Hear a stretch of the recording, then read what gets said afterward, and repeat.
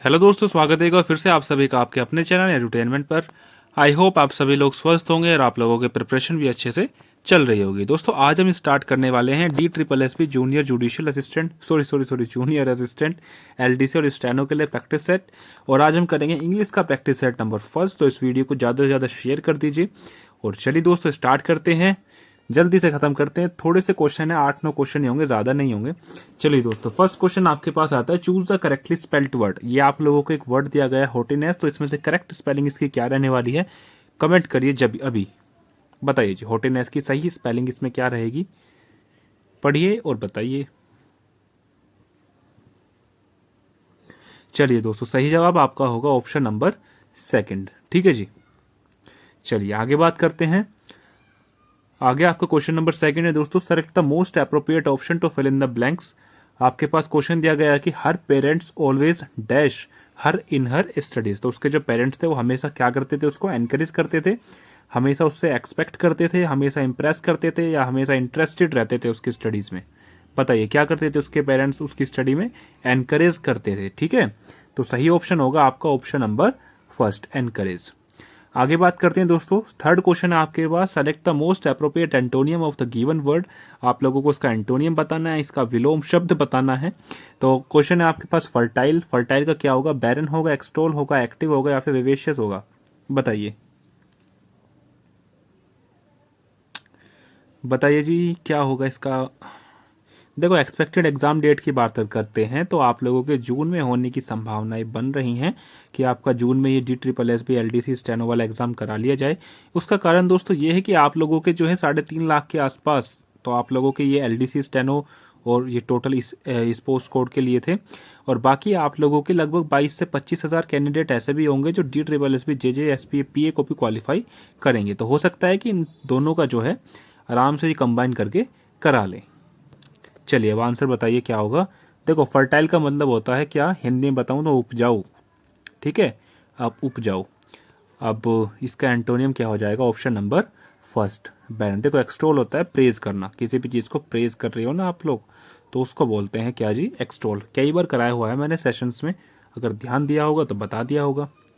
चलिए question number fourth हमारे पास है दोस्तों, choose the most appropriate word that can be the substitute of the given group of words.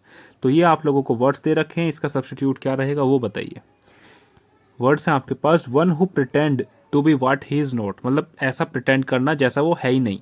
ठीक है, तो डायरेक्टर होता है, प्रोड्यूसर होता है, हाइपोक्राइट होता है, या फिर क्रिएटर होता है। बताइए। आप लोगों ने एक वर्ड पढ़ा होगा प्रिटेंशियस। ठीक है, अभी हम ऊपर भी अभी सबसे फर्स्ट क्वेश्चन थे होटी। तो ये सब आपस में एक सिनोनियम ही है। अब बताइए क्या होगा इसका, डायरेक्टर, प्रोड्यूसर, हाइपोक्रेट, या फिर क्रिएटर। बताइए जी। और हाँ जी, मॉक टेस्ट लगाने स्टार्ट कर दीजिए इसके, क्योंकि ज़्यादा टाइम आपके पास बचा नहीं है, क्योंकि अप्रैल भी अब दोस्तों लास्ट ही हो रहा है बस। अप्रैल भी आपका बस ख़त्म ही हो जाएगा, आपके पास फिर 1 मंथ बचेगा मई का, और 10-15 दिन आप लोगों के जून के लगा लीजिए। तो ज़्यादा टाइम आपके इस एग्ज़ाम में भी बचा नहीं है। तो सही जवाब दोस्तों होगा आपका, जो प्रिटेंड करता है। प्रिटेंड कौन करता है, डायरेक्टर करता है प्रिटेंड। हाँ जी, डायरेक्टर को प्रिटेंड करता है, प्रोड्यूसर करता है प्रिटेंड, क्रिएटर प्रिटेंड करता है। तो सही जवाब आपका होगा हाइपोक्रेट। ठीक है, इसका एक मतलब ये भी हो जाता है कि चीज़ों को बढ़ा चढ़ाकर बोलना। ठीक है, इस तरीके से। क्वेश्चन नंबर 5 की बात करते हैं दोस्तों, select the most appropriate antonym of the given word. चलिए जी, इसका भी विलोम शब्द आप लोगों को बताना है। क्वेश्चन आपके पास एक्यूट, एक्यूट का बताइए। देखो एक्यूट का मतलब होता है तीव्र। ठीक है, बिल्कुल हिंदी में बता रहा हूँ मैं आप लोगों को, तीव्र, एक नुकीला। ठीक है, इस तरीके से। अब बताइए, अब तो मैंने हिंदी बता दी। डार्क होगा, क्लेवर होगा, ब्रेव होगा, या फिर होगा ब्लंट। बताओ जी क्या होगा इसका एंटोनियम। बताइए जी क्या होगा इसका एंटोनियम एक्यूट का।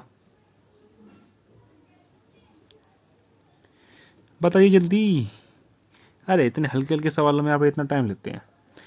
चलिए, एक्यूट का जो आपका एंटोनियम होगा आप लोगों का दोस्तों ब्लंट। देखो डार्क का कोई सेंस नहीं बन रहा है। ठीक है, तीव्र का उल्टा अंधेरा तो होगा नहीं, क्लेवर भी नहीं होगा। ठीक है, तीव्र नुकीला इस तरह का, क्लेवर तो होगा नहीं, चतुर तो होगा नहीं, बहादुरी की बात यहाँ पे हो नहीं रही है। तो ये होगा दोस्तों ब्लंट। चलिए जी, इसका बताइए, इसको इम्प्रूव करके बताइए क्या होगा। He did not like the novel NOR I did. बताइए, नोर आई डिड को किससे ठीक करेंगे, नोर डिड आई से, या फिर ये सही लिखा हुआ है नो इम्प्रूवमेंट, या फिर नोर आई लाइक इट, या फिर नोर डिड आई लाइक्स इट। बताइए बताइए जल्दी, देखते हैं कौन सबसे पहले बताता है। बताइए, एक थोड़ा सा हिंट दूं, इसमें लगेगा आपका इन्वर्जन। अब जिसने इन्वर्जन का कॉन्सेप्ट पढ़ा होगा वो इसको बता देगा। बताइए, इन्वर्जन लगेगा इसमें। अब इन्वर्जन बताइए क्या होता है, बताइए सब्जेक्ट और वर्ब में क्या खेला चलता है।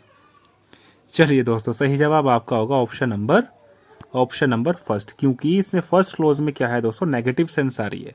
और जब कभी ऐसा आपको दिखे तो उसमें सेकंड क्लोज में आप लोग धड़ाक से आप लोग इन्वर्जन लगा देना। चलिए क्वेश्चन नंबर 7 पे आते हैं। I told tailor to made a new dress for me. अब मेड को किससे ठीक करेंगे, मेक से करेंगे, मेकिंग से करेंगे, हैव मेड से करोगे, या फिर करोगे जी हैज़ मेड से। बताइए, टेलर से क्या बनवाने के लिए कहा आपने, न्यू ड्रेस, ठीक है। अब बताइए, मेड आएगा, मेक आएगा, हैव मेड आएगा, या फिर हैज़ मेड आएगा। अब एक हिंट यहाँ पर भी ले लो, यहाँ पर टू दोस्तों इन्फिनेटिव है। अब इन्फिनेटिव के बाद कौन सी वर्ब की फॉर्म आती है, V1 आती है, V3 आती है। बताइए